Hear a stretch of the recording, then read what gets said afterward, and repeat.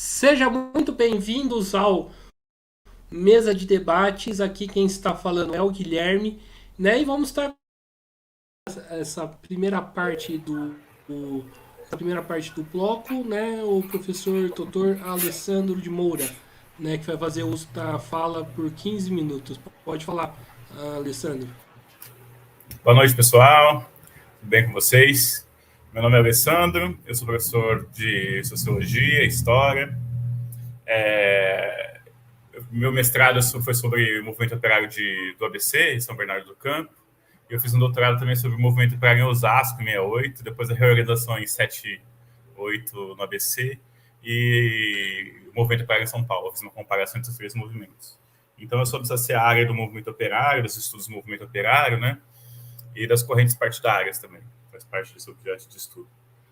Acho que é interessante a gente partir muitas das coisas que os camaradas já falaram, aí já adianta algumas coisas que eu tenho acordo também e tal, e algumas outras tem algumas divergências, né? Mas tudo isso acho que fortalece o debate. Acho que primeiro esse quadro geral, para pensar que governo, que momento a gente vive hoje, que é uma questão mais importante. A gente sempre parte de uma análise de conjuntura, né? Qual é a conjuntura que a gente tem hoje? Então, a conjuntura que a gente tem é a volta do PT e a derrota do governo Bolsonaro. Algumas precisões podem ser feitas aí, né? Primeiro, que o PT também é um governo dos patrões, né? Que não pode esquecer isso. O governo vai ser feito com base numa base de apoio do empresariado, né? Ainda que você tenha disputas das correntes patronais que ora apoiam uma corrente, apoiam outra, por exemplo, parece que o setor expressivo do agronegócio estava mais focado no apoio do Bolsonaro, né? Parece que o setor do capitalismo financeiro também estava mais focado no Bolsonaro. Mas, no entanto, a gente sabe também que tem frações do capital financeiro, do capital fictício, do capital especulativo, que também estão com o governo do PT, que também estão com o Lula, que é a tradição do PT é governar com os patrões. A gente sabe disso. Eu acho que isso é importante, porque senão vira uma ideia meio de fla-flu, que a gente derrotou a direita, agora a esquerda está no poder e está tudo bem. E, na verdade, aqui são 1.000 tons de governo patronal. Tanto o PT, quanto o PSDB, tanto o PL, que o Bolsonaro, inclusive, podia quicar para qualquer um desses milhares de partidos. Milhares não, é demais, né? As dezenas de partidos que a gente tem, 30 e poucos partidos, não sei quantas siglas a gente tem, e o Bolsonaro poderia quicar para qualquer um desses partidos aí. E também, muitos desses poderiam estar no PT, como a gente sabe. Tanto que aceitaram o Alckmin, né? Essa do Alckmin é importante porque é um debate sobre a questão da caracterização do que é fascismo. Esse é um debate muito importante. O Trotsky desenvolveu essa discussão muito bem, o Trotsky e o Mandel, né? O Trotsky em 2 livros, né? Um que é muito importante, que é a Revolução contra a Revolução na Alemanha, que é muito importante sobre a questão do fascismo, e um que é mais importante ainda, que é Aonde Vai a França. Também é um programa de transição, tá? Uma série de elementos para analisar o fascismo como um elemento específico, né? Daquele momento, tal, do capital, uma resposta do capital internacional em países de grande desenvolvimento, né, econômico, político também. Isso é importante, porque a gente, se tivesse acho que o do Mandela chama sobre o fascismo. Tem na internet, tem no marxist.org e tal. Isso é muito interessante, porque quando começou a surgir esse debate do fascismo, eu fiquei marcando conta nisso aí e tal. Porque, olha que interessante o negócio da caracterização do fascismo. Porque se isso, o fascismo é o que todo mundo diz que é fascismo, dizia-se que o Alckmin era fascista em 2008, 2009, 2010, em 2011. Que ele era um fascista. Agora, o PT se fundiu com o Alckmin. Quer dizer, então, que o PT se fundiu com o fascismo. Mas não, é por isso que é importante a precisão histórica. O PT não se fundiu com o fascismo. O PT é um partido que trabalha com o patronato, trabalha com o empresariado, também vai trabalhar com o agronegócio, vai tentar se fundir com todos os setores da burguesia, suas diversas frações do capital, tentar conciliar essas frações e tentar agradar ao máximo a classe dominante, e na possibilidade de usar uma parte desse bloco do fundo público, porque as diferentes frações disputam o fundo público, né? A burguesia industrial, a burguesia agrária, a burguesia financista, tem uma disputa entre os capitais, as frações de capital. Parece-me que o golpe contra a Dilma, que foi um golpe mesmo, né? Tal, mesmo ela trabalhando para o capitalismo, mesmo ela trabalhando para a burguesia quis trocar ela do poder. Não foi a primeira vez. Fez isso com o Vargas também. O Vargas também trabalhava para a burguesia, ele era um protofascista, né? Teve até campos de concentração em várias regiões do Brasil, né, durante o governo Vargas, e a galera ainda assim derrubou ele. Né? A burguesia ela troca os seus representantes, ela joga na lata do lixo, assim como fez com o Juscelino Kubitschek, assim como fez com o João Goulart, assim como faz com qualquer um dos seus representantes. Ela usa o tempo que for necessário e depois joga fora. Né? Isso é uma característica da burguesia. A burguesia não tem apego aos seus líderes. Assim como ela pegou o Lula também, que trabalhou para ela, e depois jogou na cadeia, porque ela queria trocar.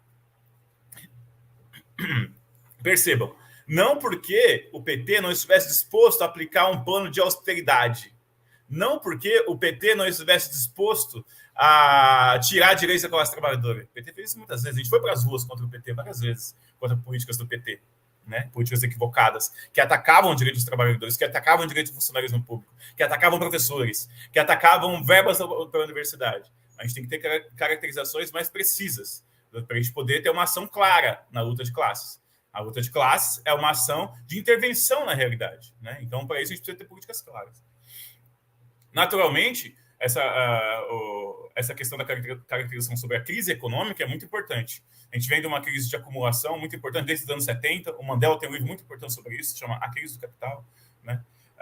Tem outros também, o Brenner, o Robert, uma série de outros autores se debruçam sobre esse tema, né? Mas acho que uma das que mais se destacam, uma das primeiras e mais profundas, foi a do Mandel, A Crise do Capital.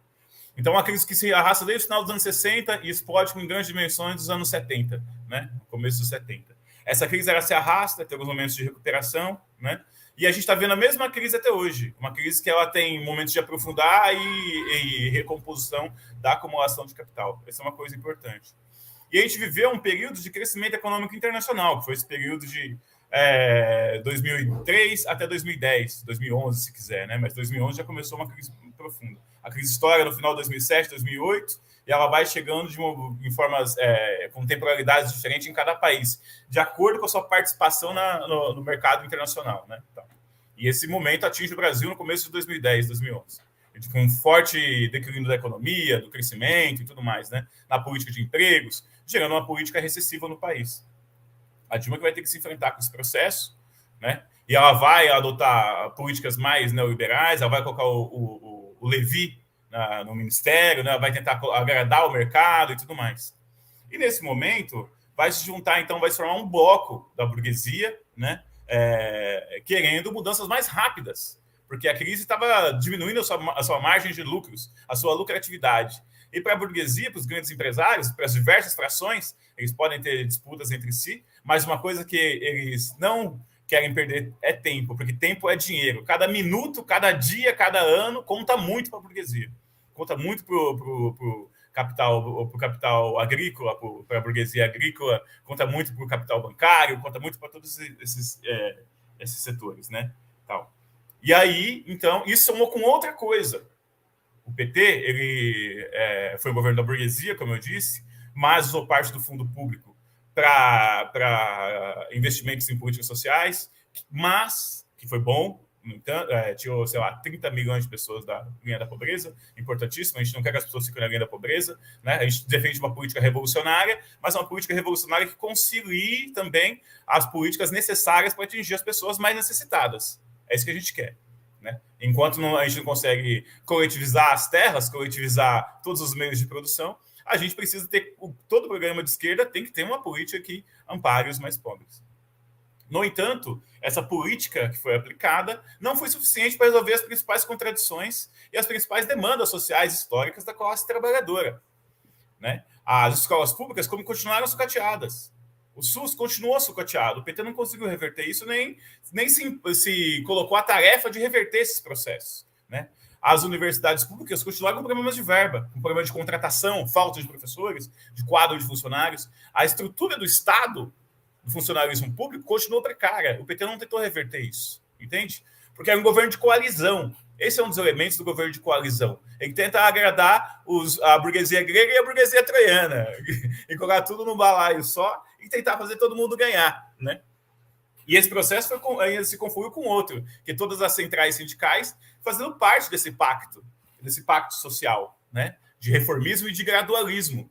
E parecia que esse gradualismo, que o crescimento econômico do Brasil poderia ser infinito. A gente poderia ir crescendo para o alto e avante e continuar crescendo infinitamente. No entanto, a gente esbarrou no processo de crescimento. Tanto o ganho salarial, tanto quanto a distribuição interna de renda, né? E isso começou a ter cortes desses programas, certo? E diminuição dos gastos públicos. Tentar arrochar esses gastos públicos. E nisso tem o movimento 2013. O movimento 2013 não é um movimento reacionário, não é um movimento da CIA, não é um movimento dos Estados Unidos. O movimento 2013, imagina se eles conseguissem fazer isso toda hora que eles quisessem no nosso país ou em qualquer outro país. As coisas não funcionam assim, tem uma correlação da luta de classes. E a classe trabalhadora estava descontente com o PT, certo?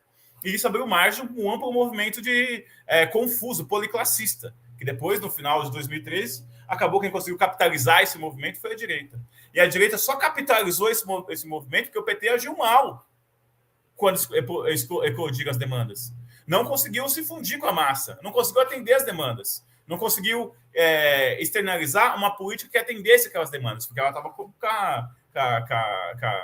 a sua diretiva presa aos grandes bancos, aos grandes latifundiários, ao agronegócio, aos industriais, a Fiesp, a Firjan e uma série de outras federações da indústria do país, certo? Então, isso acabou dificultando as coisas. E isso foi se crescendo, esse movimento. E isso se somou com um cenário internacional de crise também, que a crise começou em 2008, mas continuou, e continua até agora, né? E isso deu margem para crescer uma ala direita no país. Quando a esquerda não age, a direita cresce. E a direita cresceu e levou a um novo o AS e tudo mais, a uma nova composição da direita, e surgiu esse revista, que foi o Bolsonaro. Que, querendo ou não, o Bolsonaro conseguiu agregar em torno de si esse movimento disperso dos descontentes. Classe média alta, mas não só classe média alta. E também é uma coisa importante, classe média é classe trabalhadora. Classe média é um setor da classe trabalhadora que vive com renda acima da média nacional. Um professor universitário, ele é da classe trabalhadora. Um professor da rede pública básica também é parte da classe trabalhadora. Um engenheiro da Volkswagen pode ganhar 10 mil, 15 mil, não sabe sei lá quanto pode ganhar um engenheiro da Volkswagen, ele continua sendo parte da classe trabalhadora. Então, a classe média, que é também classe trabalhadora, se dividiu. Uma parte foi com a direita. Também descontente com uma série de coisas. E isso deu margem para esse governo do Bolsonaro, certo?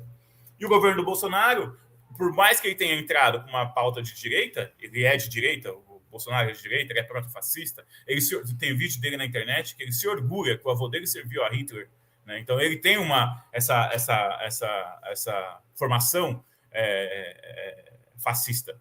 Mas isso não quer dizer que o governo Bolsonaro foi um governo fascista.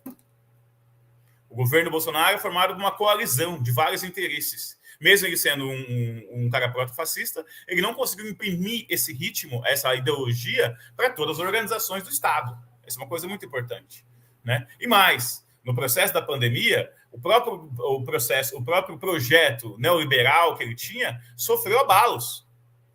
A Câmara, o Senado, não impediram ele de aplicar um governo neoliberal profundo. Né? Veja-se o auxílio emergencial, veja-se uma série de outras políticas de intervenção na economia, auxílio para os banqueiros, era quase um trilhão de reais para salvar os banqueiros, os grandes comerciantes, uma série de coisas ele foi despejando, e também o gasto social. E, inclusive, isso gerou um problema. Nas eleições, ele estava falando que ele concedeu mais títulos de terra do que o governo Lula. E é verdade. Mas isso porque ele se preocupou com o MST? Não, ele só usou esse elemento para tentar confundir o eleitorado. Então, quando chegou no momento da disputa eleitoral, o Bolsonaro ele tinha vários elementos que confundiam o eleitorado. Várias políticas que ele aplicou eram semelhantes à política do PT.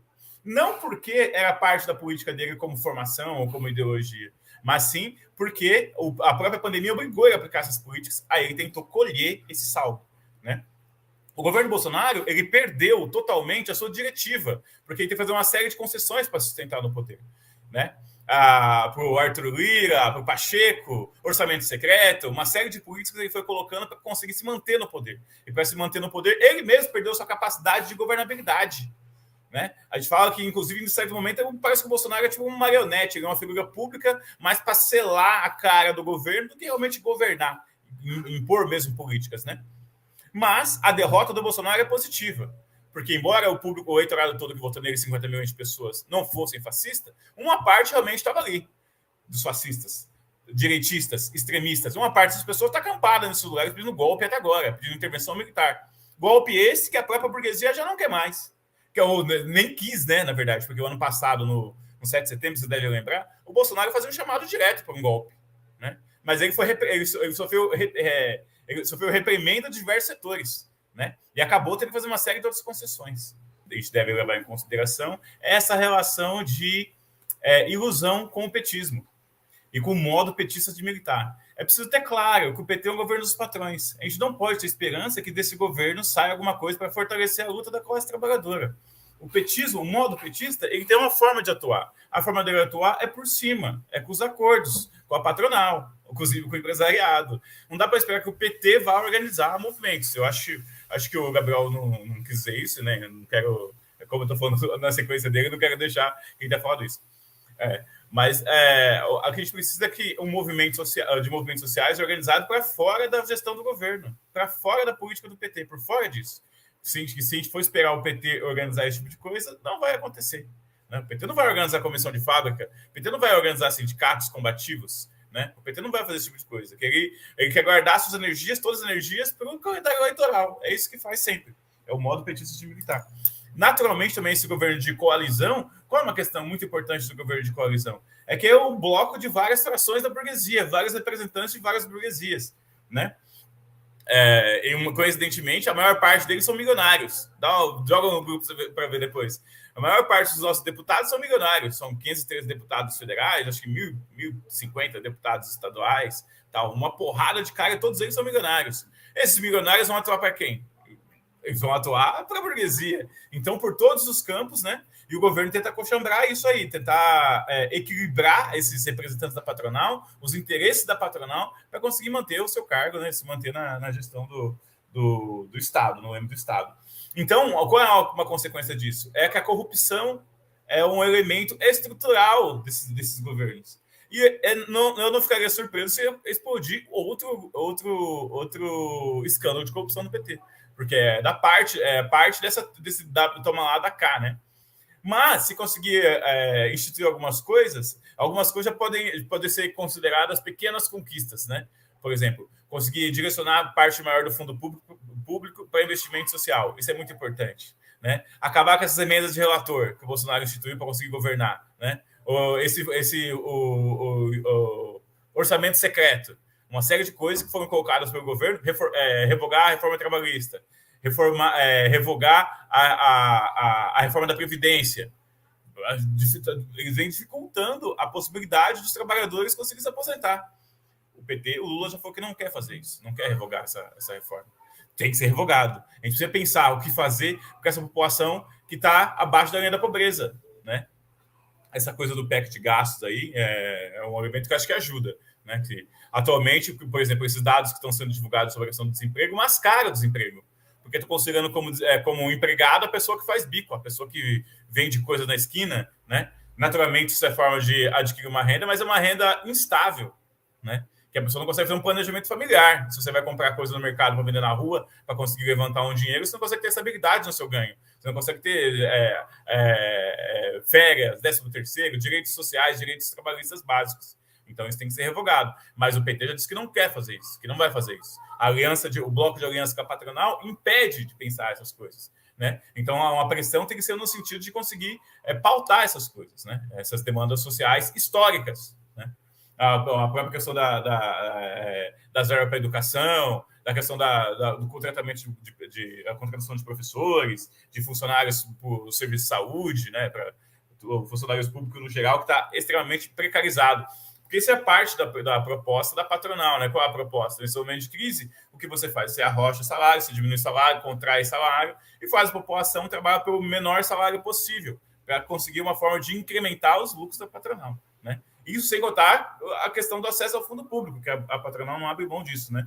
Então, na verdade, a disputa, por exemplo, mesmo essa coisa que fala do teto de gastos, que também tem que ser, obviamente tem que ser derrubado, né? Porque o teto de gastos é para gasto social, para investimento patronal não tem teto de gasto, né? Para precatório não tem teto de gasto, né? Para dívida pública não tem teto de gasto. Você pode ampliar isso à vontade que não tem teto. Aí, quando vai falar de uma bolsa, quando vai falar do auxílio gás, esse tipo de coisa, para manter as crianças na escola, aí tem que ter teto de gastos. Então você vê que realmente algumas coisas são mais fáceis de fazer, né? Que parece que esse próprio governo de coalizão consegue fazer. Por exemplo, eu estava vendo essa questão dessa PEC, era para ter passado hoje. Não passou, né? Ainda está rolando mais uma negociação, outros trâmites, porque a Câmara está querendo. A Câmara está querendo que se mantenha o orçamento secreto. Então, eles estão fazendo um jogo ali, ou deixa quieto a questão do orçamento secreto, ou a gente não deixa passar também aqueles recursos. Então, o governo vai ficando todo amarrado, né? Interessante, tem a votação agora, está rolando a votação na STF, e está 5-4. 4 ministros do STF acham que pode manter o orçamento secreto, que é uma forma de você dar poderes, né? Deixar um orçamento a mais, uma grana a mais para os caciques regionais. Isso é uma forma de corrupção. Você desvia completamente da questão de qualquer forma de controle de gasto público, né? Outros elementos também, fortalecer a agricultura familiar. A gente sabe que 70% da comida que chega na mesa da classe trabalhadora, do povo brasileiro, vem da agricultura familiar. É necessário fortalecer investimentos nesses setores, né? Um dos grandes debates que a gente tem hoje é enfrentar a fome, né? Que a população está comendo lixo, entende? E os dados, isso que eu estava falando também, os dados, saiu uma súmula do Diese essa semana, sobre a questão do emprego e desemprego, né? E essa coisa de considerar os bicos como emprego fixo. E é por isso que baixou para 10% o desemprego. Mas a gente tem uma estimativa que a gente está com 60 milhões de pessoas abaixo da linha da pobreza. 60 milhões é um quarto da população nacional. Entende? Então, esse tipo de coisa tem que ser enfrentada com um programa rigoroso, né? Amplo, firme, que consiga fazer isso. E a questão da geração de postos de trabalho. Não só a questão de conseguir investir o gasto social com programas de transferência de renda, né? Mas também de investimento na produção. É necessário ter um plano de desenvolvimento industrial, de investimento em parque produtivo. O que a gente está tendo, o Gabriel que estuda economia aí, que é muito importante esse elemento, ele chegou a tocar de forma colateral, é a questão do Marcos dividir a economia em 2 setores, né? O D1, como produção de máquinas, né? Do departamento de fabricação de máquinas, de tecnologia. Tem que se investir nesse setor, né? Para criar emprego, mas também para reverter essa tendência de investir apenas na reprimarização da economia. Então, outro desafio que está colocado aí. Tem que ter um plano amplo de industrialização para investir no departamento de produção de meios de produção, né? E não só ficar dependendo das flutuações do mercado. A retomada dos estoques de alimentos. Tinha a questão dos estoques, o governo Bolsonaro eliminou os estoques de alimentos, que era uma forma de controlar os preços, de controlar a inflação. Não só se estabelecer metas da inflação, mas se controlar a inflação fornecendo produtos mais baratos para a classe trabalhadora. O principal combate é para que a classe trabalhadora tenha condições dignas para se viver. Esse é o principal combate que tem que se pressionar esse governo, porque desse governo de coalizão é capaz de nem mesmo suas políticas básicas se passar. A outra são as centrais sindicais voltar a se pautar por um programa operário, combativo, né? Para reorganizar a classe trabalhadora, agregar e incorporar setores precários que estão fora dos sindicatos, né? Os Ubers, por exemplo, o pessoal das entregas, né? Dos aplicativos. Agora tem aplicativo para tudo como forma de desviar a questão dos direitos dos trabalhadores. E a sociedade e a própria esquerda, a sociedade, mas que é até aceitável, dado a lavagem ideológica que a gente vê para tudo quanto é lado, né, pelos jornais, nas revistas, nos sites, um setor da sociedade acaba acreditando nisso, né? Mas próprios setores da esquerda aceitando essas formas de trabalho precário, aceitando que a população vive em condições subhumanas, entende? Então tem que ter um combate sério nisso, e não apenas se pensar no calendário eleitoral, né? Então as centrais sindicais, os sindicatos têm que voltar a combater em favor da classe trabalhadora, porque onde estavam os sindicatos nesse período todo, durante o governo Bolsonaro? Por causa teve um importante refluxo da classe trabalhadora. Eu acho que 2013 foi uma pancada também nos setores da esquerda reformista, porque eles achavam que estava indo bem e, de repente, a própria massa da população se voltou contra isso, porque a massa estava descontente com a gestão desses setores reformistas. Então, 2013 foi também uma desaprovação à política que a esquerda reformista colocava no país, entende? Que não conseguia atender às demandas históricas da classe trabalhadora. Isso é muito, muito importante, né? Então, acho que de síntese fica isso. A classe trabalhadora, os sindicatos, os movimentos, o que eles precisam fazer é se organizar para além do PT, para além da esfera petista, para além do modo petista de governar. Né? E agora talvez tenha passado esse trauma dessa ressaca que aconteceu aí no pós-2013 e agora no pós-governo Bolsonaro, talvez a partir disso consiga pensar essa reorganização, né? Mas não dá para ficar só na defesa do PT ou na defesa do governo Lula. A gente pode mais que isso. Eu quero agradecer, encerro por aqui, quero agradecer os companheiros do mesmo debate, especialmente o Guilherme, que me formalizou o convite, agradecer os camaradas que fizeram esse debate aqui, muito interessante, muito importante, a gente precisa desse tipo de debate, né? Cada vez mais amplo, cada vez mais organizado, tal. Agradecer os camaradas, agradecer o canal, e muito obrigado, e estamos aí.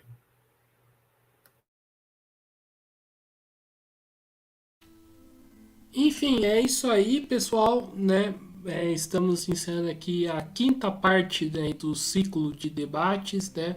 Quero aqui agradecer ao Wagner, ao Gabriel, ao Raul e ao Alessandro, né? Estou, né, contente aí com o nível e a qualidade aí do debate, né? E quero agradecer também os ouvintes que nos acompanharam e que vão nos acompanhar ainda, né? Futuramente, né? E lembrando sempre de se inscrever, né, no canal Podcast Mesa de Debates de Tudo Um Pouco. Curta, compartilhe, comente esta e outras lives, vídeos, matérias que o canal está produziu e que vai produzir ainda. Também curta a nossa página do Facebook, Podcast Mesa de Debates de Tudo Um Pouco, e siga a gente no Instagram, Mesa de Debates. Então, forte abraço aí a todo mundo e fui!